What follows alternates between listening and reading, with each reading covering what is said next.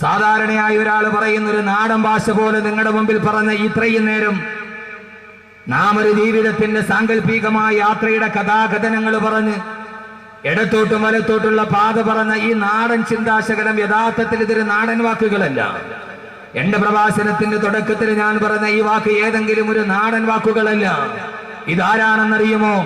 14 നൂറ്റാണ്ടുകൾക്ക് മുമ്പ് എവിടേക്കാണ് സഞ്ചരിക്കേണ്ടതെന്നറിയാതെ ഒരു കൈയിൽ ഒട്ടകത്തിന്റെ കടിഞ്ഞാണും മറുകൈയിൽ ചാട്ടവാറും ചുണ്ടിൽ ചൂളം വിളിയുമായി ലജ്നാൻ പർവ്വതത്തിന്റെ പ്രാന്തപ്രദേശത്തിലൂടെ ഇടയനില്ലാത്ത ആട്ടിൻപെട്ടത്തെ പോലെ അബദ്ധസഞ്ചാരം ചെയ്ത 6-ാം നൂറ്റാണ്ടിലെ കാട്ടറബികളെ എവിടേക്കാണ് സഞ്ചരിക്കേണ്ടതെന്നറിയാതെ ഭൗതികമായ ജീവിതത്തിന്റെ പച്ചത്തിളപ്പിന്റെ മുമ്പിൽ എന്തിനൊക്കെയോ ജീവിച്ചു പോയ 6-ാം നൂറ്റാണ്ടിലെ കാട്ടറബികൾ, ആ കാട്ടറബികളെ എവിടേക്കാണ് സഞ്ചരിക്കേണ്ടത് എന്ന് പറഞ്ഞു കൊടുക്കാൻ, ലക്ഷ്യബോധം പഠിപ്പിച്ചു കൊടുക്കാൻ വേണ്ടി വന്ന ആദരവായ പ്രവാചകൻ നബി മുഹമ്മദ് മുസ്തഫ, ആദരവായ പ്രവാചകൻ നബി മുഹമ്മദ് മുസ്തഫ സല്ലല്ലാഹു അലൈഹി വസല്ലമ ഓതിക്കൊടുത്ത 114 അധ്യായങ്ങൾ അടങ്ങുന്ന ബഹുമാനപ്പെട്ട പ്രവാചകൻ സല്ലല്ലാഹു അലൈഹി വസല്ലമ തന്റെ സമൂഹം മുഴുവനെ നരകത്തിന്റെ ഭാഗത്തേക്ക് ലക്ഷ്യബോധമില്ലാതെ സഞ്ചരിക്കുമ്പോ ഈ സമൂഹത്തിന് എങ്ങനെയാണ് ഒരു സൽപാന്താവ് വെട്ടിത്തുറന്നു കൊടുക്കുന്നത് എന്നറിയാൻ ജബലന്നൂർ പർവ്വതത്തിന്റെ മുകൾ ഭാഗത്ത് താഴെയിരിക്കുന്ന ഹിറാ ഗുഹയിലിരുന്നു കൊണ്ട് പ്രവാചകൻ കഅബയെ നോക്കിയിരിക്കുമ്പോ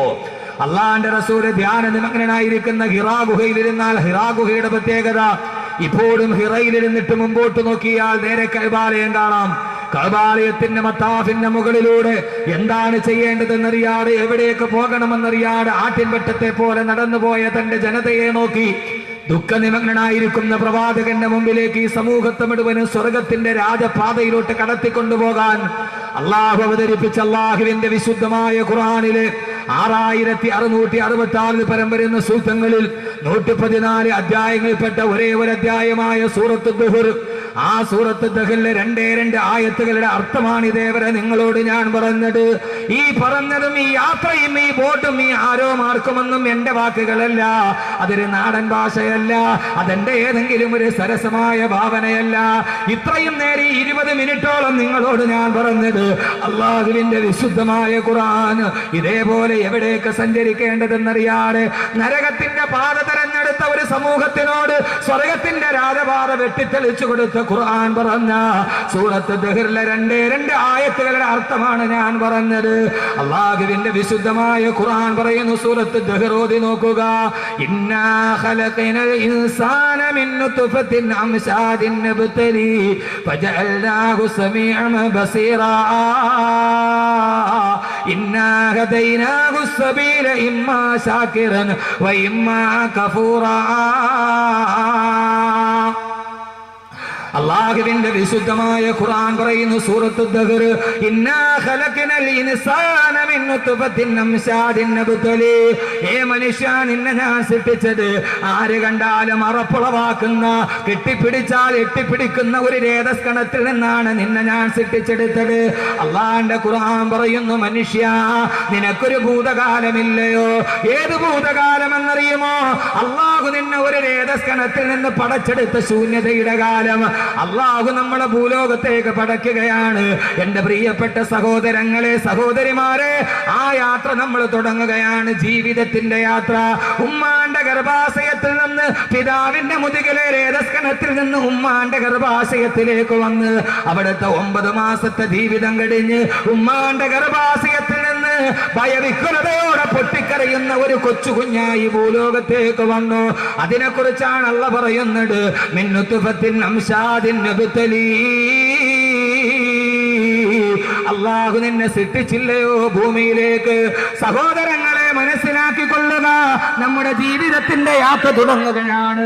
ഒറ്റയടി പാതയിലൂടെ നമ്മൾ പോവുകയാണ്. ഞാൻ നേരത്തെ പറഞ്ഞതുപോലെ നീണ്ടു നിവർന്ന് കിടക്കുന്ന ഒറ്റയടി പാത, ശാഖകളില്ല, പിരിവുകളില്ല, എവിടേക്കും നോക്കേണ്ട കാര്യമില്ല. ആ പാതയിലൂടെ മുന്നോട്ട് പോകുമ്പോ ആ ഒറ്റയടി പാതയാണ് പ്രായപൂർത്തിയാകുന്നത് വരെയുള്ള കാലം. പ്രായപൂർത്തിയാകുന്നത് വരെ ഹലാലുകളില്ല, ഹറാമുകളില്ല, മുബാഹുകളില്ല, ഫർളുകളില്ല, സുന്നത്തുകൾ കണ്ണുകളില്ല. അല്ല പറയുകയാണ്, നിനക്ക് കാണാനുള്ള കണ്ണ് ഞാൻ തന്നു. വബസീറ, നിനക്ക് കാണാനുള്ള കണ്ണ് ഞാൻ തന്നു. വസമിയ, നിനക്ക് കേൾക്കാനുള്ള ശക്തിയും തന്നു. സത്യവും അസത്യവും തിരിച്ചറിയാൻ പാകതയെത്തുമ്പോ, ധർമ്മവും അധർമ്മവും തിരിച്ചറിയാൻ പാകതയെത്തുമ്പോ, സത്യാസത്യ വ്യവച്ഛേദനത്തിനും ധർമാധർമ്മ വ്യതിരക്തതയ്ക്കും നിന്റെ ഹൃദയം ഭാഗമാകുമ്പോ, ഇപ്പോൾ നീ കൊച്ചുകുട്ടിയല്ല, നീ പ്രായപൂർത്തിയായി. തെറ്റും ശരിയും കണ്ടുപിടിക്കാൻ നിനക്കൊരു പാകതയെത്തുമ്പോ അല്ല പറയുന്നു, നിന്റെ പാത രണ്ടായി പിരിയുകയാണ്. ഇന്നാ ഹദൈനാഹു സബീൽ, ഇതാ നിന്റെ മുമ്പിൽ രണ്ട് വഴി ഞാൻ വെട്ടി തുറക്കുന്നു. ഏത് വഴിയെന്നറിയുമോ? ഇമ്മാ ശാകിറൻ വ ഇമ്മാ കഫൂറാ. ഒന്ന് സത്യത്തിന്റെ പാത, മറ്റൊന്ന് അസത്യത്തിന്റെ പാത. അള്ള പറയുന്നു, മനുഷ്യരുടെ മുമ്പിൽ രണ്ട് പാതയുണ്ട്, ഇതിലേക്ക് സഞ്ചരിക്കണമെങ്കിൽ സഞ്ചരിക്കാം. അള്ള പറയുന്ന രണ്ട് പാത നിന്റെ മുമ്പിലുണ്ട്. ഇമ്മാ ശാകിറൻ വ ഇമ്മാ കഫൂറാ. രണ്ട് വഴികൾ, ഒന്ന് സത്യത്തിന്റെ പാത, മറ്റൊന്ന് സത്യത്തിന്റെ പാത. ഒന്ന് ധർമ്മത്തിന്റെ പാത, മറ്റൊന്ന് അധർമ്മത്തിന്റെ പാത. ഒന്ന് വെളിച്ചത്തിന്റെ പാത, മറ്റൊന്ന് ഇരുട്ടിന്റെ പാത. ഒന്ന് തമസിന്റെ പാത, മറ്റൊന്ന് ജ്യോതിസിന്റെ പാത.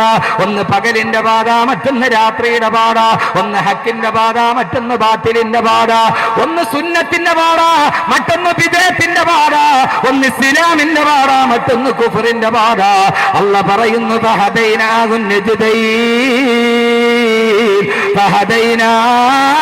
നജ്ദൈൻ. നിന്റെ മുമ്പിൽ രണ്ട് പാതയും കിടക്കുമ്പോ എന്റെ ശബ്ദം കേൾക്കാനെത്തിയവര് എവിടേക്ക് സഞ്ചരിക്കണമെന്ന് തീരുമാനിക്കേണ്ടവന് ബുദ്ധിയുള്ള മനുഷ്യനാണ്. എവിടേക്കും പോകാം. ഇടത്തോട്ട് സഞ്ചരിച്ചാൽ പാത സുഗമമാണ്. ഇഷ്ടമുള്ളത് കുടിക്കാം, ഇഷ്ടമുള്ളത് കിടക്കാം, ഇഷ്ടമുള്ളിടത്ത് കിടന്നിറങ്ങാം. പക്ഷേ ചെല്ലുന്നത് എവിടെയാ? കുൽനാറു ജഹന്നമ അശദ്ദു ഹർറാ. കത്തിക്കാളുന്നൊരു വലിയ തീക്കുണ്ടത്തിലേക്കാണ് നീ പോവുക. അവിടെ കിടന്നിട്ട് ചിറക് കരിഞ്ഞു പോയ ഈ അമ്പാട്ടയെ പോലെ നീ കത്തിക്കരിഞ്ഞ് നിലവിളിക്കേണ്ടി വരുമെന്ന് അല്ലാഹുവിന്റെ വിശുദ്ധ ഖുർആൻ. അല്ലാഹു നമ്മുടെ മുമ്പിൽ രണ്ട് പാത സുവ്യക്തമാണ്. ഇന്ന് ലോകത്ത് മനുഷ്യർ സഞ്ചരിക്കുന്നത് ഈ രണ്ട് പാതയിലൂടെയാണ്. ഇഷ്ടമുള്ളിടത്തൂടെ സഞ്ചരിക്കാം, അള്ളാഹ് അനുവാദം നൽകിയിട്ടുണ്ട്. പക്ഷേ നീ ഇടത്തോട്ട് പോയി എന്ന് വിചാരിച്ച് അപ്പ തലയിൽ വലിയ പേമാരി പെയ്ത് അപ്പ ചത്ത് ഭൂമിയിൽ വീഴത്തൊന്നുമില്ല.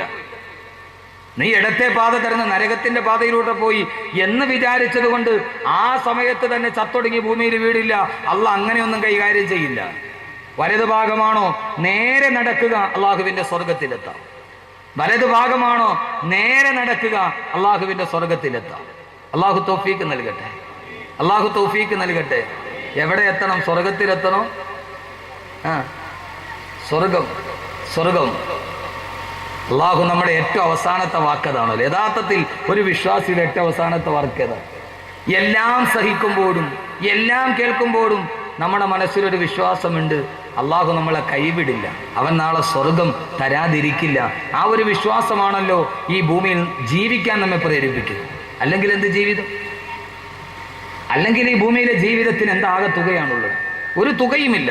ഈ ഭൂമിയിലെ ക്ഷണികമായ ജീവിതത്തിന് ക്ഷണികപ്രഭാചഞ്ചലം ഈ ജീവിതത്തിന്റെ ഈ ക്ഷണികമായ യാത്രയിൽ ഏറ്റവും അവസാനത്തെ വാക്ക് അള്ളാഹ് സ്വർഗം നൽകുമെന്ന വാക്കാണ്. അല്ലെങ്കിൽ ഈ ഭൂമിയിൽ ആർക്കും ഒരു മനുഷ്യനും ജീവിക്കാൻ കഴിയില്ല. അള്ളാഹു നമ്മളെ ഇതേപോലെ അള്ളാഹുവിന്റെ സ്വർഗത്തിൽ അള്ളാഹു എത്തിച്ചു ചേർക്കട്ടെ. പക്ഷേ ഇടതുഭാഗത്തോട് ഇൻഷാ അല്ലാഹ് സ്വർഗത്തിലേക്കുള്ള യാത്ര നാളെയാണ്. ഇന്ന് തൽക്കാലം നമ്മൾ ഇടത്തോട്ടൊന്ന് പോയി എത്തി നോക്കുകയാണ്. പക്ഷെ എത്തി നോക്കാൻ കഴിയുമോ? നരകം. എന്താ നരകം? നരകം എത്ര ഭയാനകരം എന്നൊരു കാസറ്റ് കേൾക്കാത്തവരിന് ഇവിടെ ആരും ഉണ്ടാവില്ല, എല്ലാവരും കേട്ടതാണ്. അപ്പോൾ നരകത്തെക്കുറിച്ച് ഞാൻ കൂടുതൽ വിശദീകരിക്കുന്നില്ല. എന്താ നരകം? ആ നരകത്തിൽ പോയി നമുക്കൊന്ന് എത്തി നോക്കാം, അല്ലേ? എത്തി നോക്കാൻ പറ്റുമോ? ആദരവായ പ്രവാചകൻ നബി മുഹമ്മദ് മുസ്തഫ, അള്ളാഹുവിന്റെ പ്രവാചകന് പോലും കഴിഞ്ഞില്ല നരകത്തിലേക്കൊന്ന് എത്തി നോക്കിയിട്ട് നിൽക്കാൻ. സഹോദരങ്ങളെ, എന്താണ് നരകം? ലോകത്തിന്റെ മുഴുവനും കാരണദൂതരായ എന്റെയും നിങ്ങളുടെയും നേതാവ് ഫഹ്മീവ വസുലീ വാഖിദു യദീ ഇൻഷാ അല്ലാഹ് മുഹമ്മദുർ റസൂലുള്ളാഹ്. അള്ളാഹുവിന്റെ പ്രവാചകൻ പ്രവാചകൻ പോലും പറഞ്ഞു, ഞാൻ ഒരിക്കൽ മേറാജിന്റെ യാത്ര പോയപ്പോ അള്ളാഹു എനിക്ക് സ്വർഗവും കാണിച്ചു തന്നു, നരകവും അള്ളാഹു എനിക്ക് കാണിച്ചു തന്നു. എങ്ങനെയാണ് നമ്മൾ അവിടേക്കൊന്ന് എത്തി നോക്കുക? അള്ളാഹിന്റെ റസൂല് പറയുകയാണ്, അള്ളാഹു എനിക്ക് ആദ്യം കാണിച്ചു തന്നത് സ്വർഗമാണ്. ആ സ്വർഗം ഞാൻ കണ്ടപ്പോ, സ്വർഗത്തിലെ പടവർഗങ്ങളെ കണ്ടപ്പോ പെട്ടെന്ന് ഞാൻ സ്വർഗത്തിലെ ഒരു മുന്തിരിക്കുല പറിക്കാൻ ഞാൻ എന്റെ വിരലുകൾ നീട്ടി. ലോകത്തിന്റെ തിരുദൂതര് പറയുകയാണ്, അള്ളാഹുവിന്റെ പ്രവാചകൻ നബി മുഹമ്മദ് മുസ്തഫ അള്ളാഹിന്റെ റസൂല് പറയുകയാണ്, സ്വർഗം കണ്ടപ്പോ, ആ സ്വർഗത്തിന്റെ പഴങ്ങൾ കണ്ടപ്പോ, ആ സ്വർഗത്തിന്റെ മധുരപാനീയങ്ങൾ കണ്ടപ്പോ പെട്ടെന്ന് ഞാൻ എന്റെ വിഷയത്തിലേക്ക് ആമുഖമില്ലാതെ കടക്കുകയാണ്. അതിലെ ഒരു മുന്തിരിക്കുല പറിക്കാൻ ഞാൻ എന്റെ കൈകൾ നീട്ടി. എന്നിട്ട് ഞാൻ ആ മുന്തിരിക്കുല പറിക്കാൻ പോയപ്പോ ജിബ്രീൽ എന്നോട് പറഞ്ഞു, വേണ്ട നബിയേ, അതിവിടെ നിന്ന് കൊയ്തെടുക്കണ്ട. അള്ളാഹിന്റെ റസൂലിന്റെ മുമ്പ് അത്ഭുതത്തോടെ സ്വർഗത്തിന്റെ അനുഭൂതി കേട്ടിരുന്ന സഹാബത്തിനോട് അള്ളാഹിന്റെ റസൂല് പറഞ്ഞു, സഹാബാ, ആ സ്വർഗത്തിലെ ഒരു മുന്തിരിക്കുല ഞാൻ പറിച്ചു കൊണ്ടുവന്നിരുന്നെങ്കിൽ എന്റെ അനുയായികൾ മുഴുവനും ഇന്ന് ഭൂമിയിലിരുന്ന് തിന്നു തീർത്താലും ആ സ്വർഗത്തിന്റെ ഒരു മുന്തിരിക്കുലയിലെ പഴങ്ങൾ തീർക്കാൻ കഴിയില്ലെന്ന് റൂഹി ഫിദാ നബി മുഹമ്മദ് മുസ്തഫ, റൂഹി ഫിദാ നബി മുഹമ്മദ് മുസ്തഫ. അള്ളാന്റെ റസൂല് പറഞ്ഞു, ഞാനതിൽ നിന്ന് പിന്തിരിഞ്ഞു പോയി. ഇത് കേട്ട ഉസ്മാൻ റളിയല്ലാഹു അൻഹു പൊട്ടിക്കരഞ്ഞു പത്രേ. എന്നാലും നബിയെ, അതൊന്ന് രുചിക്കാൻ ഞങ്ങൾക്ക് കഴിഞ്ഞില്ലല്ലോ നബിയെ. അവർക്ക് നഷ്ടപ്പെട്ടു പോയ സൗഭാഗ്യത്തിന്റെ സങ്കടം. പിന്നീട് പ്രവാചകൻ പറഞ്ഞു, രണ്ടാമത് ഞാൻ കണ്ടത് നരകമാണ്. ആ നരകത്തെ ഞാൻ അതിന്റെ അടുക്കലേക്ക് എന്നെ മലക്ക് കൊണ്ടുപോയി. ജിബ്രീൽ എന്നെ കൊണ്ടുപോയി നരകത്തിന്റെ ഭാഗത്തേക്ക്. ആ നരകം കത്തിജ്വലിക്കുന്നത് കണ്ടു, ആ നരകം കത്തിജ്വലിക്കുന്നത് കണ്ടു, ആ നരകത്തിന്റെ തീനാളങ്ങൾ ഞാൻ കണ്ടു. നരകത്തിലേക്ക് എത്തുമ്പോൾ സഹോദരങ്ങളെ, എന്താ നരകം? ഒരു പ്രഭാഷണം തുടങ്ങുമ്പോൾ പെട്ടെന്ന് നരകത്തിലേക്ക് കടന്നു വന്നത് എന്താണ്? ഇതിനേക്കാൾ പേടിപ്പിക്കുന്ന ഒരു ചിന്തയുണ്ട്. അള്ളാന്റെ ഖുർആൻ നരകത്തെ പരിചയപ്പെടുത്തുന്നത് എങ്ങനെയെന്നറിയുമോ? അള്ളാന്റെ ഖുർആൻ നരകത്തെ പരിചയപ്പെടുത്തുന്നത് ജീവനില്ലാത്ത ഒരു വസ്തുവായിട്ടല്ല. അങ്ങനെ നിങ്ങൾ ആരും കരുതി പോകരുത്. ആകാശമണ്ഡലത്തിന്റെ എവിടെയോ അള്ളാഹു നമ്മളെ വലിച്ചെറിയാനുള്ള വെറും കത്തിക്കപ്പെട്ട ഒരു അഗ്നികുണ്ഡമല്ല. ആ നരകത്തെ അള്ളാന്റെ റസൂല് പരിചയപ്പെടുത്തി തന്നത് ഒരു ജീവനുള്ള വസ്തുവിനെ പോലെയാണ്. അലമുറയിടയുകയും കരയുകയും അട്ടഹസിക്കുകയും ചെയ്യുന്ന എന്റെ ശബ്ദങ്ങൾ കാണത്തിയ പ്രിയപ്പെട്ട സഹോദര, സമയത്തിന്റെ പരിമിതി കൊണ്ടാണ് പെട്ടെന്ന് വിഷയത്തിലോട്ട് കടന്നത്. ഇല്ലെങ്കിൽ ഇനിയും ഇത് വീണ്ടും നീട്ടേണ്ടി വരും. അള്ളാഹുവിന്റെ പ്രവാചകൻ പരിചയപ്പെടുത്തിയത് നരകം എന്തെന്നറിയോ?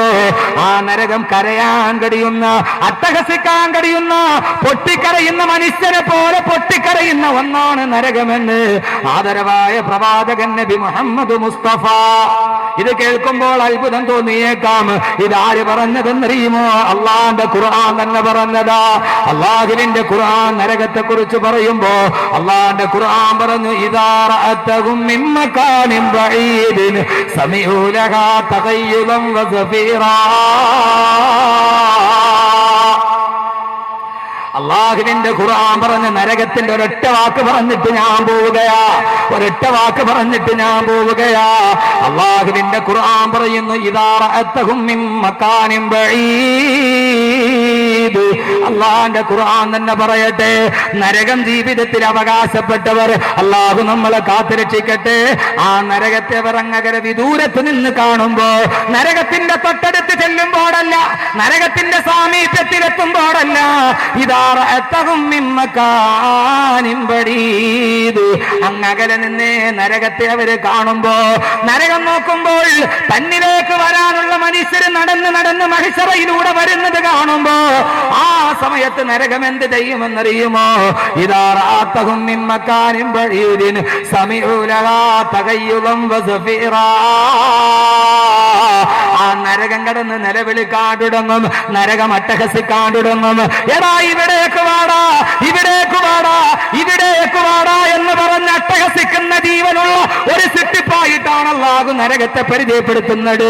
ആ നരകത്തിന്റെ 70 മൈലുകൾ അപ്പുറം നിൽക്കുമ്പോ നരകവാസികൾ നരകത്തിന്റെ അട്ടഹാസം കേൾക്കുമെന്ന് ആദരവായ പ്രവാചകൻ നബി മുഹമ്മദ് മുസ്തഫ.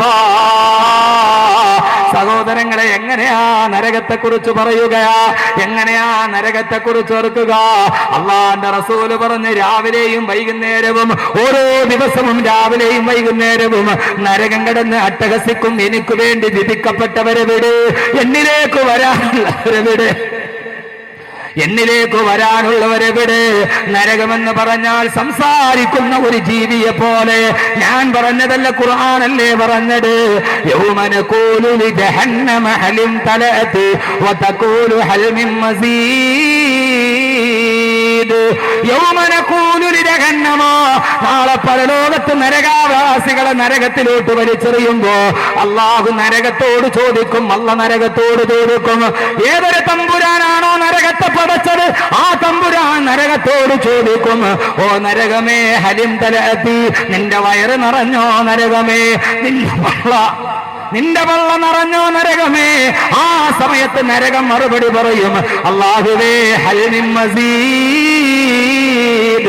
നിറഞ്ഞില്ല അല്ലാഹുവേ, ഇനിയും ഉണ്ടെങ്കിൽ എന്റെ പള്ളയിലോട്ട് കോരിയിട്ടോ. ഒരിക്കലും നിറയാത്ത പള്ള നരകത്തിന്റെ പള്ളയാണെന്ന് അല്ലാഹുവിന്റെ വിശുദ്ധ ഖുർആൻ.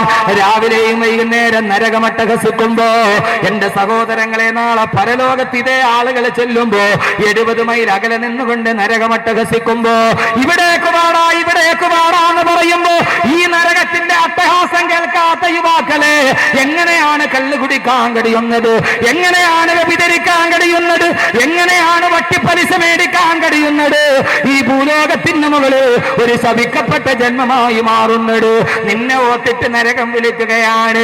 നീ ആ വിളി നിന്റെ കാതിൽ കേൾക്കുന്നില്ലെങ്കിൽ അത് കേൾക്കുന്ന ഒരു ദിവസം വരും. അള്ളാഹ് പറയുകയാണ്, അവൻ അതിന്റെ നരകത്തിന്റെ വിളി ഒരു നരകാവകാശിയുടെ ചെവിയിൽ കേൾക്കുമ്പോ അവൻ കിടന്ന് വിളിക്കാൻ തുടങ്ങും, അല്ലാഹുവേ അല്ലാഹുവേ അല്ലാഹുവേ, ഞാൻ ഈ അട്ടഹാസം ദുനിയാവിൽ വെച്ചെന്ന് കേട്ടിരുന്നെങ്കിൽ എന്ന് പറഞ്ഞു കണ്ടവൻ നരകത്തിൽ കിടന്ന് നിലവിളിക്കും, അല്ലാഹുവേ ഞാനിത് ഈ ഭൂമിയിൽ ജീവിക്കുമ്പോൾ അറിഞ്ഞിരുന്നെങ്കിൽ, വള്ളക്കടവിൽ ജീവിച്ചിരിക്കുമ്പോ ഈ നരകത്തിന്റെ വിളി ഒരു പ്രാവശ്യം എന്റെ കാതിലൊന്ന് കേട്ടിരുന്നെങ്കിൽ. അങ്ങനെ നരകത്തിൽ കിടന്നവൻ വിളിക്കുമ്പോ അള്ളാന്റെ മലക്കുകൾ പറയും, എടാ ഒരു പ്രാവശ്യം നിലവിളിച്ചാൽ പോരാ, ഇവിടെ കിടന്ന് ഒരു പ്രാവശ്യം നിലവിളിച്ചാൽ പോരാ. ലാ തദുൽ യൗമ സുബൂറൻ വാഹിദ വദഉ സുബൂറൻ കസീറാ, ഇന്നൊറ്റ ദിവസം നിലവിളിച്ചാ പോരാ, 1000 വട്ടം നിലവിളിച്ചാലും നരകം നിന്നെ വിടില്ലെന്നുള്ള അല്ലാഹുവിന്റെ വിശുദ്ധ ഖുർആൻ. ഇത്ര ഭീകരമാണ് നരകം. അതുകൊണ്ടാണ് റസൂലുള്ള പറഞ്ഞത്, ആ നരകത്തിന്റെ അടുക്കിലേക്ക് ഞാൻ പോയി, ഇന്നന്നാറ അതിനൈതു മിന്നീ, ആ നരകത്തിന്റെ തീച്ചൂടുകൾ എന്റെ മുഖത്തെ കാഞ്ഞടിച്ചപ്പോ ഇമാം ബുഖാരി റഹിമഹുല്ലാഹ് ഉദ്ധരിക്കുന്ന ഹദീസാണിത്. എന്റെ പ്രിയപ്പെട്ട സഹോദരങ്ങളെ, അല്ലാഹുവിന്റെ റസൂൽ പറയുകയാണ്, ഈ ലോകം സൃഷ്ടിക്കാൻ കാരണഭൂതരായ ലോകത്തിന്റെ ഏറ്റവും വലിയ സൗഭാഗ്യമേ, അല്ല കഴിഞ്ഞാൽ ഇസ്ലാമിക സമൂഹത്തിന്റെ ആരംഭമേ അവലംബമേ, ഞാൻ നരകത്തിന്റെ മുമ്പിൽ ചെന്നപ്പോ ആ നരകത്തിന്റെ ഭീകരത ഞാൻ കണ്ടു. അതിന്റെ ചൂട് എന്റെ മുഖത്തോട്ടത് അടിക്കാൻ തുടങ്ങി. അല്ലാഹുവിന്റെ റസൂലിനെ കണ്ടപ്പോൾ നരകത്തിന്റെ പുക വന്നപ്പോ അതെന്റെ മുഖത്ത്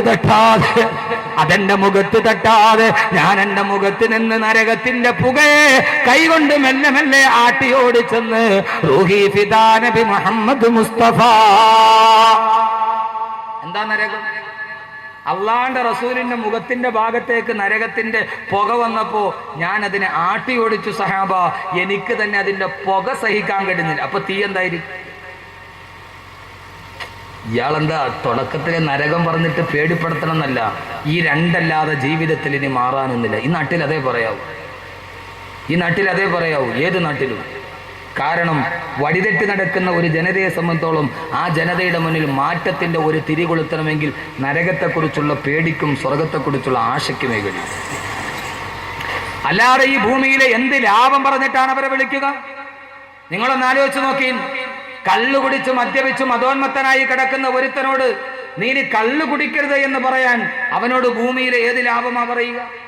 നീ ഇനി മുതൽ കള്ളു കുടിക്കാതിരുന്നാൽ ജമാഅത്തിന്റെ വകയായിട്ട് നിനക്ക് ഒരു ദിവസം 100 വെച്ച് തരാന്ന് പറയാൻ പറ്റുമോ? കഴിയില്ല. നീ കള്ളു കുടിക്കാതിരുന്നാൽ ഞങ്ങളെല്ലാവരും കൂടി നിനക്ക് ഒരു ദിവസം 250 റുപ്യ വെച്ച് തരാൻ പറ്റുമെന്ന് പറയാൻ പറ്റുമോ? ഏതൊരു അധർമ്മത്തിൽ നടക്കുന്ന മനുഷ്യനോടും അവനെ അധർമ്മത്തിൽ നിന്ന് പിന്തിരിപ്പിക്കാൻ പറയാൻ അവനോട് കഴിയുന്നത്, നീ മദ്യപാനിയായാൽ നാളെ നരകത്തിലെ ശിക്ഷ, നീ മദ്യപാനം ഉപേക്ഷിച്ചാൽ നാളെ നിന്റെ സ്വർഗത്തിലെ രക്ഷ. ഇത് രണ്ടും പറഞ്ഞിട്ടല്ലാതെ ലോകത്തൊരു മനുഷ്യനെയും മാറ്റാൻ കഴിയില്ല. അത് കേട്ടപ്പോഴും അതറിഞ്ഞപ്പോഴുമാണ് മനുഷ്യൻ മാറിയത്. ആ നരകത്തിൽ പോകുന്നതിന് 31 കാര്യങ്ങൾ ഒരു മനുഷ്യനെ നരകത്തിലെത്തിക്കുമെന്ന് നബി മുഹമ്മദ് മുസ്തഫ. നമുക്ക് കഴിയുന്നത് പോലെ പറയാം സമയത്തിന്റെ പരിമിതിക്കുള്ളിൽ. അള്ളാഹു എല്ലാ കാര്യങ്ങളും മാറ്റി അള്ളാഹിന്റെ സ്വർഗത്തിന്റെ അവകാശിയാകാൻ അള്ളാഹു തൗഫീക്ക് നൽകി അനുഗ്രഹിക്കട്ടെ. അള്ളാഹു തൗഫീക്ക് നൽകി അനുഗ്രഹിക്കുമാറാകട്ടെ. എൻ്റെ പ്രിയപ്പെട്ട സഹോദരങ്ങളെ, ഈ നരകം ഭയാനകരമാണ്. യദ്ഊന വൈലൻ യദ്ഊന സുബൂറ. ഓരോ ദിവസം രാവിലെയും വൈകുന്നേരവും നരകത്തിൽ നിലവിളിച്ചോണ്ടേയിരിക്കും, അട്ടഹസിക്കും. എവിടെ? എന്നിലേക്ക് വരാനുള്ളവരെവിടെ? ഇവിടെയുള്ള ഒത്തിരി പേരത് കേൾക്കും. ഓരോ നാട്ടിലും നരകത്തിലോട്ട് പോകാൻ അവകാശികളായ എത്രയെത്രയോ ആളുകൾ. ഈ ജീവിതം ഒരു യാത്രയാണ്. നമ്മുടെ ജീവിതയാത്ര തുടങ്ങുകയാണ്. ഈ യാത്ര അവസാനിക്കുന്നത് ഒരു മണ്ണിൻ്റെ അടിയിലാണ്. അവിടെ നിന്ന് പിന്നെ പരലോകത്തിലേക്കും സ്വർഗത്തിലേക്കും നരകത്തിലേക്കും. അതുകൊണ്ട് നമ്മുടെ ഈ സബലം, ഈ യാത്ര നമുക്ക് തുടങ്ങാം ഇവിടെ വെച്ച്. ജീവിതമേ ഒരു യാത്രയാണ്. ജീവിതം ഒരു വല്ലാത്ത യാത്രയാണ്. ജീവിതമേ ഒരു യാത്ര. ഇങ്ങനെ ഓരോ കാലടി മുമ്പോട്ട് പോകുമ്പോഴും ആയുസ് പുറകോട്ട് പോവുകയാണ്. ഒരു കാലെടുത്ത് മുമ്പോട്ട് വെക്കുമ്പോൾ ജീവിതത്തിൽ 2 യാത്രയാണ് നടക്കുന്നത്. ഒരു കാല് മുമ്പോട്ട് വെക്കുമ്പോൾ പരലോകത്തേക്കുള്ള യാത്ര കൂടുന്നു, അതേപോലെ ആയുസ്സിലേക്കുള്ള യാത്ര കുറയുകയും ചെയ്യും. ഒരു കാലെടുത്ത് മുമ്പോട്ട് വെച്ചാൽ അത്രയും സമയം ആയുസ്സിൽ നിന്ന് കുറഞ്ഞെന്നാണ്. ഈ ജീവിതമേ ഒരു യാത്രയാണ്, വല്ലാത്ത യാത്ര. ഗർഭാശയം വീട്ടത് മുതൽ സഫറാണേ, അടുത്തുള്ള ക്യാമ്പും സോദര കബറാണേ. ഗർഭാശയം വീട്ടത് മുതൽ സഫറാണേ, അടുത്തുള്ള ക്യാമ്പും സോദര കബറാണേ. തഴവാ ഉസ്താദ്, എന്താ ഈ മനുഷ്യൻ? ആരായി മനുഷ്യനെന്നറിയോ? ഇങ്ങനെയൊക്കെ ജീവിക്കണം. മരിച്ചാൽ പൊതിയാനുള്ള കഫൻ തുണിയും ചുരുട്ടി തലയിൽ വെച്ചിട്ട് കിടന്നുറങ്ങിയ മനുഷ്യൻ എവിടെ? മക്കയിലല്ല, മദീനയിലല്ല, കൊല്ലം ജില്ലയിൽ. മക്കയിലെയും മദീനയിലെയും സഹാബത്തിന്റെ കഥയല്ല. ഈ അടുത്ത കാലത്ത് മരണപ്പെട്ടു പോയ കൊല്ലം ജില്ലയിലെ കരുനാഗപ്പള്ളി തടവയിൽ ജീവിച്ചിരുന്ന മഹാനായൊരു മനുഷ്യൻ, അദ്ദേഹത്തിന്റെ വാക്കാണിത്. ഞാൻ പൂന്തറ വാതിൽ പറഞ്ഞപ്പോൾ ഒരാൾ പറഞ്ഞു, പൂന്തറ വാതിൽ പറഞ്ഞ എഴുതി വാതിൽ കഴിഞ്ഞിട്ട് പിന്നെ ഒരു കാൽക്കുലേഷൻ ഉണ്ടല്ലോ, എങ്ങനെയുണ്ട്, കൊള്ളാവോ ഇല്ലയോ എന്നുള്ളൊരു ചെറിയ ഒരു പോസ്റ്റ്മോർട്ടം നടക്കും. അപ്പോൾ ഒരാൾ പറഞ്ഞു, കണ്ട ഇത്രയും ആൾ കൂടിയുണ്ട് അങ്ങനെ പ്രസംഗം കേൾക്കാൻ. അപ്പോൾ അടുത്ത ആൾ പറഞ്ഞു, അയാൾക്ക് സഹിക്കില്ലേ, സത്യം കണ്ടാൽ സഹിക്കില്ലല്ലോ. കൊള്ളാം, പ്രസംഗമൊക്കെ നല്ല പ്രസംഗം, പക്ഷെ ഇടയ്ക്കിടയ്ക്ക് പാട്ട് പാടുന്നതിന് അത് വേണ്ട. ഈ വിവരമില്ലാത്തൊരിത് എന്താണ് തിരിച്ചറിയാൻ കഴിയേണ്ടത്? ഈ അറബി ബൈത്ത് പാടുമല്ലോ. അറബി ഭാഷയെന്ന് കേൾക്കുന്നതേ അവർക്കൊരു വല്ലാത്ത ബുദ്ധിമുട്ട്. എൻ്റെ സഹോദരങ്ങളെ, ലോകത്ത് ഇത് മുഴുവനും ഉണ്ടായത് ഈ അറബി ഭാഷയിൽ നിന്നാണ്. ആദരവായ പ്രവാചകൻ നബി മുഹമ്മദ് മുസ്തഫ, ആദരവായ പ്രവാചകൻ നബി മുഹമ്മദ് മുസ്തഫ, അള്ളാഹുവിന്റെ പ്രവാചകന്റെ അടുക്കലുണ്ടായിരുന്നു മക്കയിലൊരു വലിയ പ്രധാനപ്പെട്ട കവി. തഴവാ ഉസ്താദിന്റെ ബൈത്ത് പറഞ്ഞിട്ട് അതിലൂടെ ഞാൻ മറ്റൊന്ന് പറയുകയാണ്. ഒരു വല്ലാത്ത കവി. മക്ക മുഴുവനും കവിത പാടി നടന്ന കാലം, സാഹിത്യ സാമ്രാട്ടുകൾ നടന്ന കാലം. ആ കാലഘട്ടത്തിലെ കവിയായിരുന്നു ലബീദ്. ആ ലബീദിനെ കുറിച്ചാണ് അല്ലാഹുവിന്റെ റസൂൽ പറഞ്ഞത്, അസ്ദഖു കലിമത്തിന് കാലഹ ശായിറു കലിമത്തു ലബീദ്. ലോകത്ത് എത്രയോ കവികൾ പാട്ട് പാടിയിട്ടുണ്ട്, എത്രയോ ആളുകളെ കവിത പാടിയിട്ടുണ്ട്. പാടിയ കവിതയിൽ ഏറ്റവും നല്ല കവിത റസൂലുള്ള പറഞ്ഞതാണ്. ഇമാം ബുഖാരി ഉദ്ധരിക്കുന്ന ഹദീസാണ്. പാടിയ കവിതകളിൽ ഏറ്റവും നല്ല അറബി കവിത ഏതെന്നറിയോ? അത് ലബീദ് പാടിയ കവിതയാണ്. ലബീദ് പാടിയ കവിത ഏതെന്നറിയോ? അലാ കുല്ലു ശൈഇൻ മാ ഖലല്ലാഹു ബാതിലു വകുല്ലു നഈമിൻ ലാ മഹാലത സായിലു.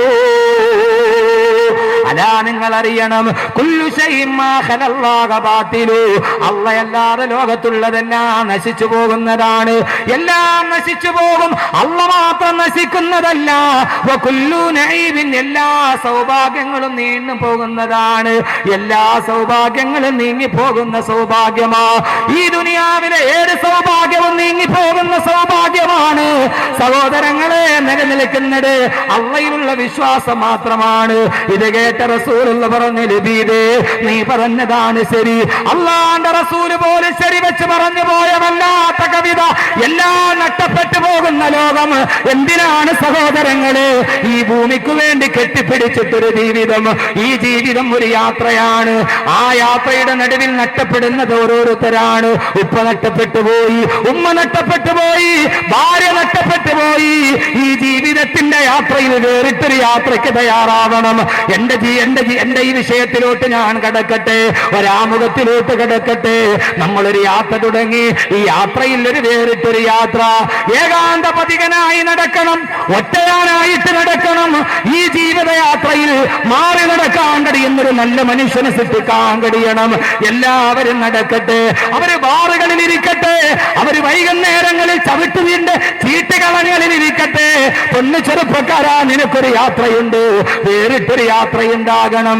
എല്ലാ സൗഭാഗ്യങ്ങളും നഷ്ടപ്പെട്ടു പോകുന്ന ലോകത്ത്, ആർക്കും ആരെയും വേണ്ടാത്ത ലോകത്ത്, ഭാര്യയ്ക്ക് ഭർത്താവിന് വേണ്ട, ഭർത്താവിന് ഭാര്യയ്ക്ക് വേണ്ട, എവിടെയാണോ ലാഭമുള്ളത് ആ ലാഭത്തിന് മാത്രം കൊതിച്ചിട്ട് ജീവിക്കുമ്പോ, ഇന്നലെ രാവിലെ നിങ്ങൾ പത്രം കണ്ടോ?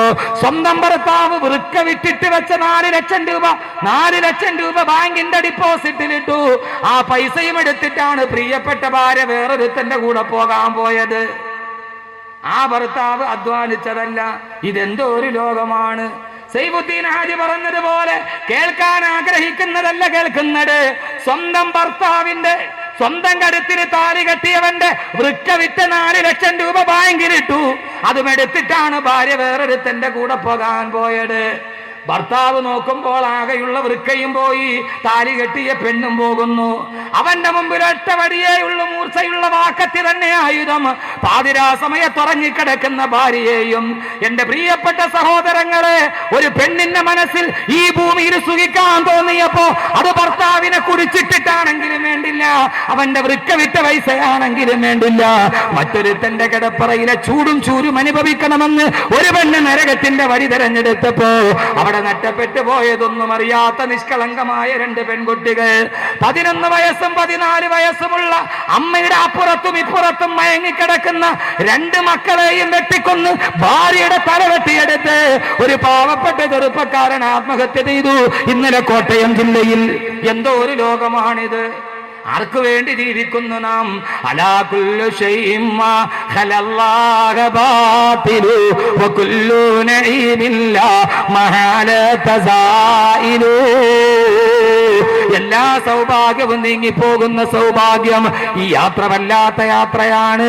ജീവിതത്തിന്റെ യാത്ര അതൊരു വല്ലാത്ത യാത്രയാണ്. ഈ യാത്രയിൽ എല്ലാം കെട്ടിപ്പിടിക്കുമ്പോ നഷ്ടപ്പെടുന്നത് ഭാര്യയും മക്കളുമാണ്. ഭാര്യയ്ക്ക് തോന്നി വൃക്ക വിറ്റ പൈസ 4 ലക്ഷം രൂപ ബാങ്കിൽ ഇട്ടു, അവളത് ഡിപ്പോസിറ്റ് പിൻവലിച്ചു, വേറൊരുത്തന്റെ കൂടെ പോകാൻ തീരുമാനിച്ചു. പക്ഷെ നഷ്ടപ്പെട്ടതോ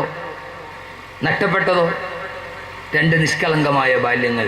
എൻ്റെ പ്രിയപ്പെട്ട സഹോദരങ്ങളെ, ആർക്കു വേണ്ടി? ആ പാവപ്പെട്ടവൻ തൻ്റെ ഭാര്യയ്ക്കും മക്കൾക്ക് നന്നായിട്ട് ജീവിക്കാൻ വേണ്ടിയാ അവൻ്റെ ഉള്ള വൃക്ക കളഞ്ഞു. പക്ഷെ നിങ്ങൾ ഒരു കാര്യം മനസ്സിലാക്കിക്കോളീൻ, ലോകത്തൊരു മനുഷ്യനെയും തൃപ്തിപ്പെടുത്താൻ നമ്മളെ കൊണ്ട് കഴിയോ? ലോകത്ത് എൻ്റെ പൊന്നു ചെറുപ്പക്കാരാ ഒന്ന് ചിന്തിക്കുക. എൻ്റെ പൊന്നു ചെറുപ്പക്കാർ അങ്ങനെ ചിന്തിക്കുകയും അള്ളാഹു നല്ല മാറ്റം ഉണ്ടാകട്ടെ. ഇവിടെ ഒരു മാറ്റം ഉണ്ടാകണം. ഞാൻ പൂന്തറയിൽ കഴിഞ്ഞ വെള്ളിയാഴ്ച വകളൊക്കെ കഴിഞ്ഞ് ദുആ കഴിഞ്ഞിറങ്ങിയപ്പോൾ ഒരു നല്ല ചെറുപ്പക്കാരൻ, വെളുത്ത് തുടുത്തിരിക്കുന്ന ഒരു നല്ല ചെറുപ്പക്കാരൻ, കണ്ടറിയാം ഏറ്റവും നല്ല സമ്പന്നതയുള്ളൊരു കുടുംബത്തിലെയാണ്. എല്ലാവരും തുക്കി തിരക്കൊക്കെ കൂട്ടി മുസാവത്തൊക്കെ ചെയ്ത് പോകുമ്പോൾ ഞാൻ ശ്രദ്ധിച്ചു, ഇവൻ ആ സ്റ്റേജിൻ്റെ ഭാഗത്ത് ഇങ്ങനെ മൂലയിൽ മാറി നിന്നു കുറേ നേരം.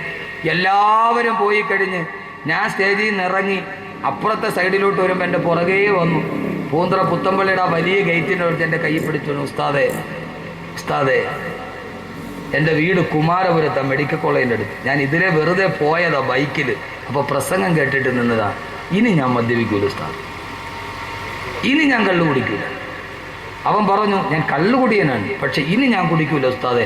ഞാൻ പൂന്തറ പുത്തപ്പള്ളിയിൽ കയറി ഇശ നിസ്കരിച്ചിട്ടേ ഞാൻ പോകുന്നുള്ളൂ. ഇന്ന് മുതൽ ഇൻഷാ അല്ലാഹ് ഞാൻ നിസ്കാരം മുടക്കൂല. ഞാൻ അവനോട് നിൻ്റെ നമ്പർ ഇങ്ങതാ. ഞാൻ നമ്പർ വെച്ച് ഇന്നലെ മിനിങ്ങാന്ന് വ്യാഴാഴ്ച കഴിഞ്ഞിട്ട് ഞാൻ പിന്നെ പോയത് കാസർഗോഡാണ്. ഞാൻ ഒരാഴ്ച കാസർഗോഡായിരുന്നു. എല്ലാ ദിവസവും രാവിലെ ഞാൻ വിളിക്കും. എന്തിനാണെന്നറിയോ? രാവിലെ വിളിച്ചത് ഇവനൊരു ഭംഗി വാക്ക് പറഞ്ഞതാണോ രാവിലെ ഏതായാലും വൈകുന്നേരം കുടിച്ചിട്ട് നന്നായിട്ട് കുടിച്ച് മത്തായിട്ട് കിടക്കണ ഒരാൾ രാവിലെ എഴുന്നേക്കാൻ ഇത്തിരി വൈകും ഇല്ലേ? എടുക്കൂല, അറിയില്ലേ?